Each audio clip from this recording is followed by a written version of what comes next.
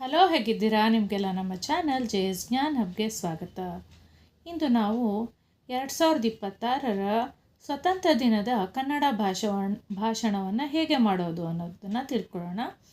ಅದಕ್ಕಿಂತ ಮುಂಚೆ ದಯವಿಟ್ಟು ನಮ್ಮ ಚಾನಲನ್ನು ಸಬ್ಸ್ಕ್ರೈಬ್ ಮಾಡ್ಕೊಳ್ಳಿ ಮತ್ತು ಯೂಸ್ಫುಲ್ ಇರೋರಿಗೆ ಶೇರ್ ಮಾಡಿ ಮತ್ತು ದಯವಿಟ್ಟು ವಿಡಿಯೋವನ್ನು ಕಂಪ್ಲೀಟಾಗಿ ವಾಚ್ ಮಾಡಿ. ಇದು ಅತ್ಯಂತ ಸರಳವಾದ ವಿಡಿಯೋ ಆಗಿದೆ. 10 ಸಾಲುಗಳಲ್ಲಿ ಪಾಯಿಂಟ್ ಬೈ ಪಾಯಿಂಟು ಭಾಷಣವನ್ನು ಹೇಗೆ ಮಾಡೋದು ಅಂತ ಹೇಳಿದ್ದೀವಿ. ನೀವು ಭಾಷಣ ಮಾಡಬೇಕಾದ್ರೆ ನೀವು ಪಾಯಿಂಟ್ ಬೈ ಪಾಯಿಂಟು ಹೇಳಲೇಬೇಕು ಅಂತ ಏನಿಲ್ಲ.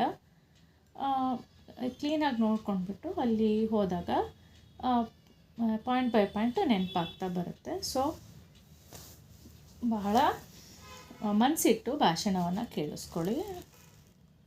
ಓಕೆ, ಎಲ್ಲರಿಗೂ 80ನೇ ಸ್ವತಂತ್ರ ದಿನದ ಶುಭಾಶಯಗಳು. ಓಕೆ, ಈಗ ಶುರು ಮಾಡೋಣ. 2026 ಸ್ವಾತಂತ್ರ್ಯ ದಿನದ ಕನ್ನಡ ಭಾಷಣ. 1. ಎಲ್ಲರಿಗೂ ನಮಸ್ಕಾರಗಳು. 2. ನನ್ನ ಹೆಸರು ರೂಪಾ. ನಿಮ್ಮ ಹೆಸರನ್ನು ಹೇಳಿ.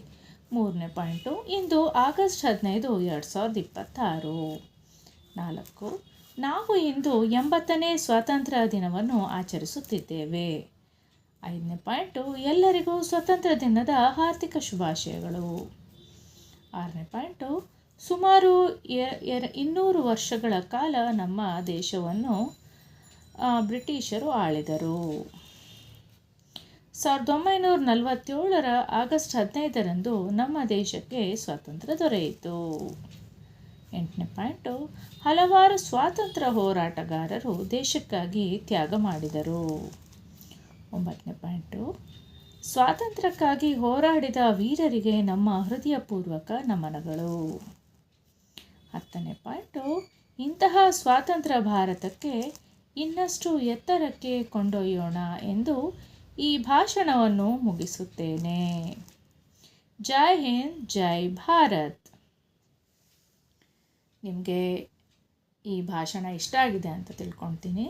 ಇದೇ ರೀತಿಯ ವಿಡಿಯೋಸ್ಗಾಗಿ ದಯವಿಟ್ಟು ನಮ್ಮ ಚಾನಲನ್ನು ಸಬ್ಸ್ಕ್ರೈಬ್ ಮಾಡ್ಕೊಳ್ಳೋದನ್ನು ಮರೆಯಬೇಡಿ. ಧನ್ಯವಾದಗಳು.